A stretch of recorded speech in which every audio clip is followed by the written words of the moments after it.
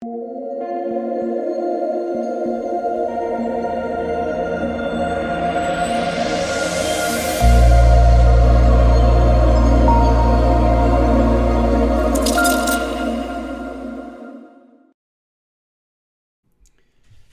what is going on, guys? It's DK.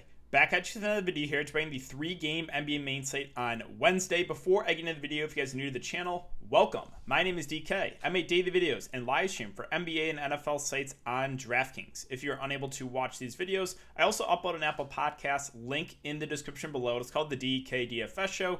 And if you could take a minute out of your day, leave a 5-star rating and review. That helps me out a ton because every single rating review just boosts me up in the podcast ranking so more people can find the podcast. Kind of same thing with like liking the video on YouTube, right? It allows for more people to see the video. So same thing with podcasts. Every single rating review helps me out. So that would be greatly appreciated, guys. If you're interested in signing up for premium content, I offer that on patreon.com. An esports package, it includes Call of Duty CSGO. We get CSGO sites every single day. And if you like a sweat in the morning, try out CSGO. There's a lot of variance involved, though. It's like I play pretty light in CSGO. But I think it's kind of fun to have a sweat in the morning. And then Call of Duty as well, usually 4 days a week. And I also offer an NBA package. I do want to thank Prize Picks for sponsoring this episode. If you're not familiar with Prize Picks, again, so they will post fantasy scores, and you can either take the over or the under on them. They have a ton of players already posted for tomorrow. They also will post single stats, so like you can take over or under on points, assists, rebounds, three-pointers made, stuff like that. Like, for example, we got, let's see, Embiid at 54. He's not going to get in foul trouble again, most likely, knock on wood. So I like taking the over on that one. What else? Gafford at 21. Feels a little high for a 3-headed monster center rotation for a guy that is in foul trouble a lot and going to be going up against Joel Embiid. And Derrick Rose like the over. He played close to 40 minutes. I'm assuming we'll get similar run from him. So I like the over on Rose, over on Embiid, maybe the under on a guy like Gafford. And finally, I just got to shout out you guys, all you viewers, guys on Twitter. Again, can't thank you enough for all of your support. We're averaging at 300 viewers on the live streams, and we're getting like 150 likes in these videos, which does help me out a ton, guys. Seriously, it really helps me out whenever you guys leave a like on the video. So again, if you guys do enjoy all this content, if you could hit the like button, subscribe if you haven't already. I think we're at 9.14 thousand subscribers, and hit the notification bell so you know when I upload videos, you know when I go live. I will be doing YouTube live stream tomorrow. Make sure to check it out. And I will answer all of your guys' questions at the end. So, before we talk about players and their prices for this 3-game slate, we can look back my lineup here from Tuesday. So Tuesday went pretty well. Pretty solid 3 to 4x night for me. 3x in the higher dollar stuff. Won pretty easily in the lower dollar stuff as well. So here, I can get out of the way so you guys can see.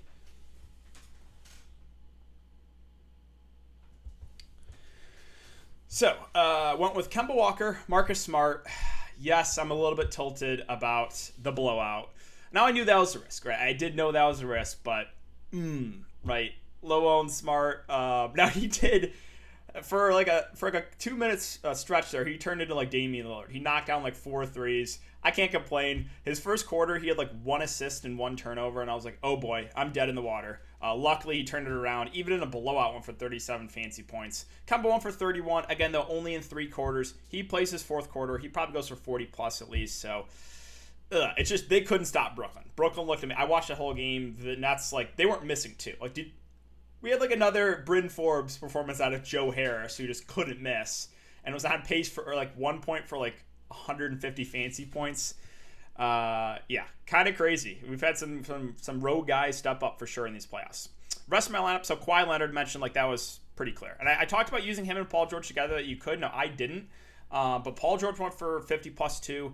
They were just too cheap. They were both way underpriced. Again, Kawhi should be close to a 10K player. Paul George should be over 9K. So, like both a lot. I went Kawhi. Paul George also did really good. Kleber came through.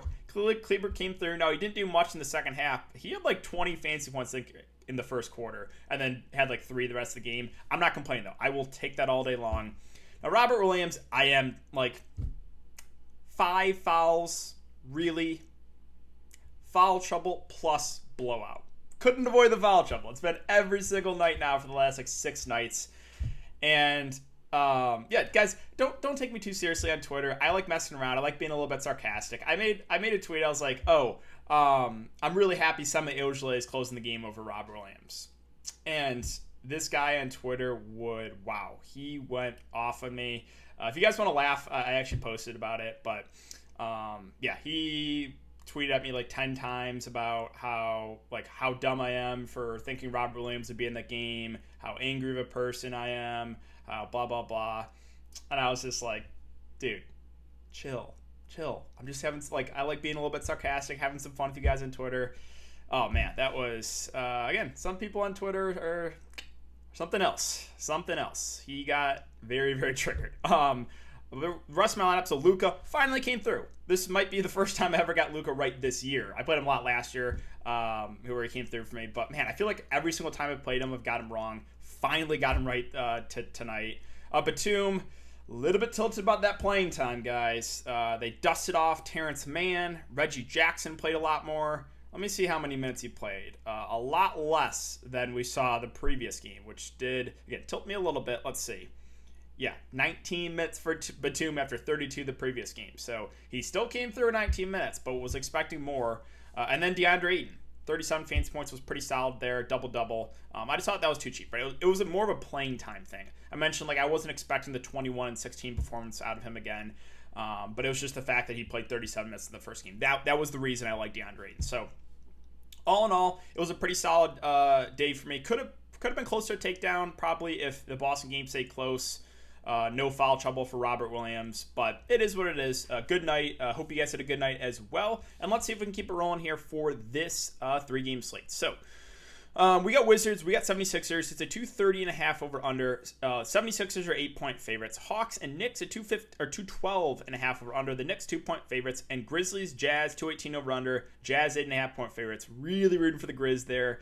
You guys know, love Ja, love JV. Hoping they can pull off the upset there in that series. But let's start off with the Wizards and the 76ers. So, on the Washington Wizards side, Russell Westbrook, the price came down a little bit to 11.4K. Still maybe not enough here because the matchup, just Philadelphia, this is not a good spot for Russell Westbrook. They defend him well.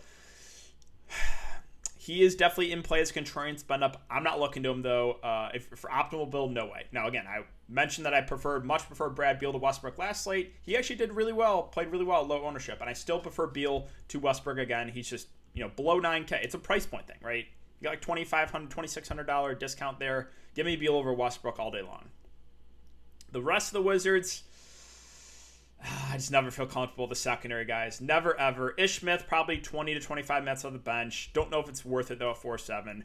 Rui Hachimura, I actually think is all right. He should play about 35 minutes. That's doable. It's doable. Again, Rui doesn't have a huge ceiling, but, for value, I get going to Rui. I think he's actually a safer play.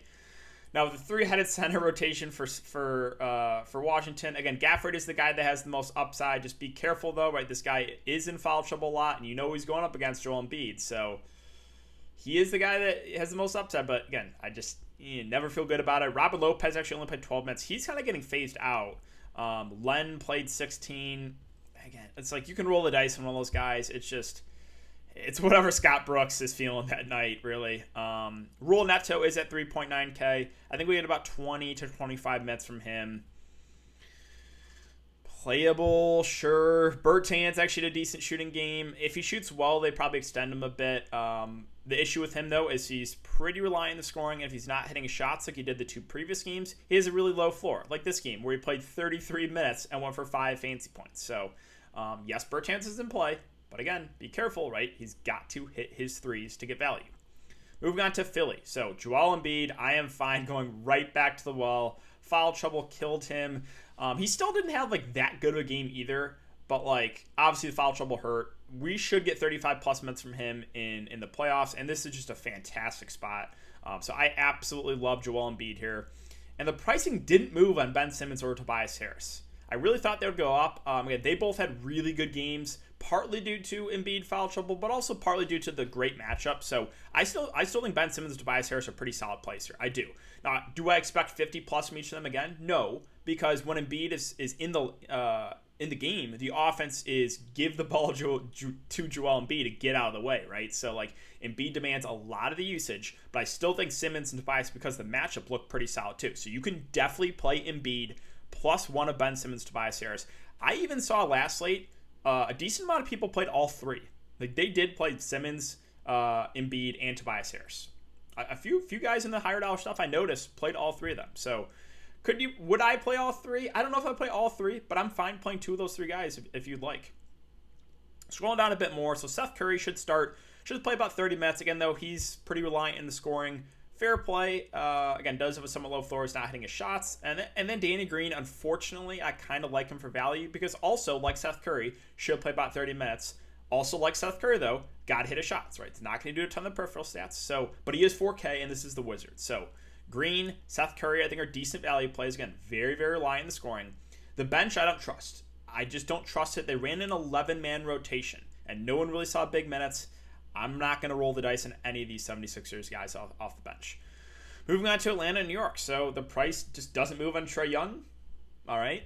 I know it's not really the best matchup, but 8.5K is just too cheap for Trae Young. So I like him a good amount here. Cash or obviously GPPs, but I think you could play him in cash games. I really do. I just think the 8.5 is just too cheap for a guy like Trae Young.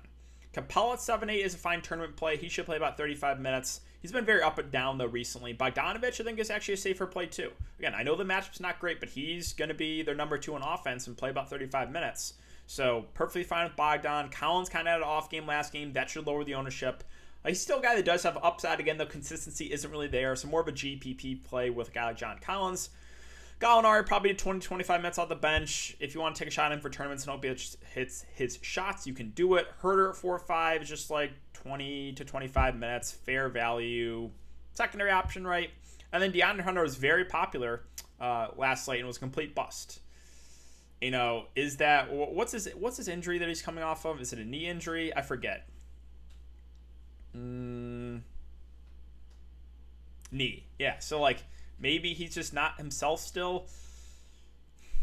I mean, he most likely starts again and probably gets about 25 minutes. Ownership should be lower after that bust game. Again, I don't feel super comfortable about it. Lou Williams should get about 10 to 15 minutes on the bench. If you want a low-owned dart throwing tournaments, you can do it because he's a good scorer, but it's not something I want to get to if you're making like one lineup. Now moving on to the Knicks. So Julius Randle, what did he shoot last game? He shot 6 of 23. 6 of 23. Also lost a couple minutes. Lost a couple minutes in the playoffs. Like everyone's gaining minutes and Randle loses minutes. All right. First of all, I expect 40-plus minutes from Randle. Second, we're most likely not going to get a 6 of 23 shooting game again from Randle, so I like him a good amount here. Recency bias might lower the ownership. RJ Barrett is fine at 6'2". We also should get big minutes from him. I would just rather get to the guy right below him in Derrick Rose. He played 38 minutes, Derrick Rose. Below 6K is too cheap for a guy that's going to play close to 40 minutes. So I really, really like Derrick Rose. Now, Reggie Bullock got the short end of the stick of the minutes, kind of out of nowhere. 19 minutes after literally playing most games like 35 to 40. I don't really know what to make of it. Maybe it's because of his bad shooting performance. Maybe if he shoots better, they extend him here. But 5.1K, I'll take a wait-and-see approach and see how many minutes he plays this game. Now, Alec Burks at 4.6, I mentioned him. I liked him for value last night. He went off. Now, he's not going to play as much as Derrick Rose.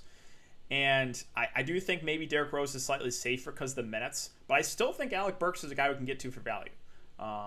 Again, he's been a good scorer off the bench, a higher usage guy. So Burks, Derrick Rose, I like them both for value.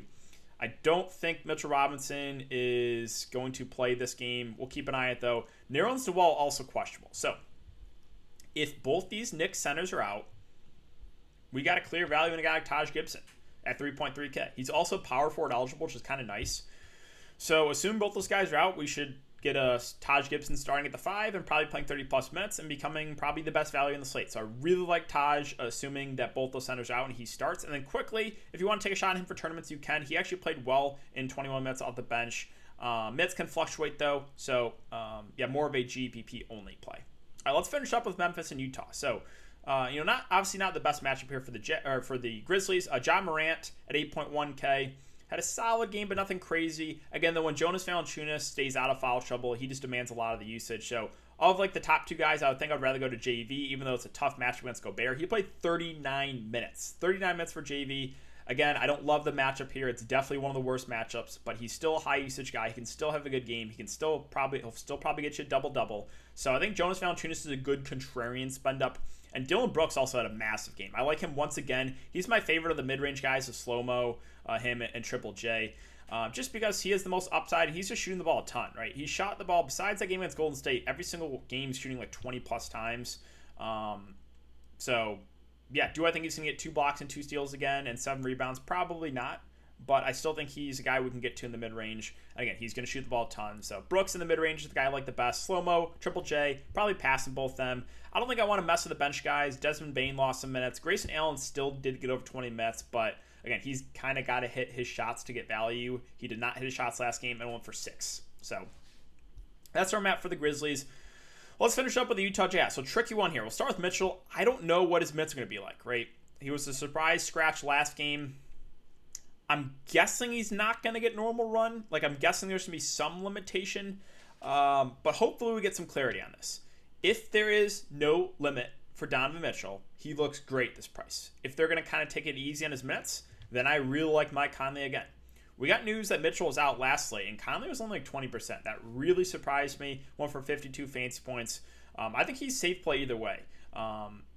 Even if Mitchell's full go, I still think Conley is a very safe play at this price. I like Conley a good amount. Definitely my favorite play in the Jazz right now. I'll go Gobert at 7-7. He actually fouled out in 25 minutes last game. We probably get over 30 from him. I think he's a fair play at that price guy. Obviously, that can block some shots, get some putbacks. Clarkson's too expensive with Mitchell back, and same with Bojan and Ingles. They're a little bit too pricey with Mitchell back in this lineup. And Royce O'Neal, did not go well when I played him last slate. 37 minutes, 14 fantasy points. Again, though, they need him out there for his defense. He can hit some threes, but it's just not a valid play. I love playing. So that is going to do it for the video today, guys. If you have been enjoying the content so far, I would really appreciate if you hit the like button on the video, subscribe if you haven't already, and hit the notification bell so you know when I upload videos, you know when I go live. Again, I will be doing a YouTube live stream tomorrow. Make sure to check it out. Thanks again. Have a great night, guys, and I will see you all tomorrow in the live stream.